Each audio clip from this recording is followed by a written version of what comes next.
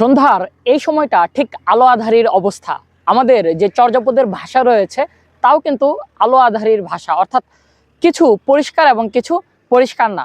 দিনে বাংলা ভাষা যে চেহারায় আছে প্রকৃতপক্ষে সেই চেহারাটা তার ছিল না। যখন ইংরেজ পণ্ডিতরা ফোর্ট উইলিয়াম কলেজে সংস্কৃত পণ্ডিতদেরকে বাংলা ভাষার গাঠনিক দায়িত্ব দেওয়া হলো, তখন কিন্তু তারা বাংলা ভাষার শরীর থেকে আরবি এবং ফরাসি শব্দগুলো কেটে কেটে ফেলে দিল। অর্থাৎ বাংলা ভাষাকে এমন একটি ভাষায় পরিণত করা হলো যেন তার জবনের ভাষা অর্থাৎ মুসলমানের ভাষা আর না থাকে। এইভাবে বাংলা ভাষার মূল চরিত্রকে পরিবর্তন করে দেওয়া হলো। ঠিক আজকের দিনে তেমনি আবার সেই কলকাতার উপনিবেশ, আবার সেই ভাষার কারাগার, আবার সেই ভাষার উপনিবেশের মধ্যে আমাদেরকে প্রবেশ করে দেওয়া হচ্ছে।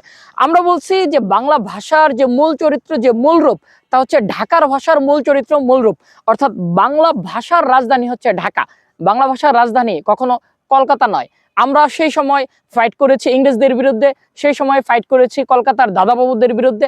আজকের দিনেও বাংলা ভাষাকে রক্ষার জন্য, বাংলা ভাষাকে টিকিয়ে রাখার জন্য এবং এই ভাষার কলোনি থেকে মুক্ত হওয়ার জন্য অবশ্যই বাংলা ভাষাকে আমাদেরই চর্চা করতে হবে এবং মনে রাখতে হবে বাংলা ভাষার রাজধানী কেবলমাত্র ঢাকা, এখানে কলকাতা বা অন্য কারো টাইম নেই।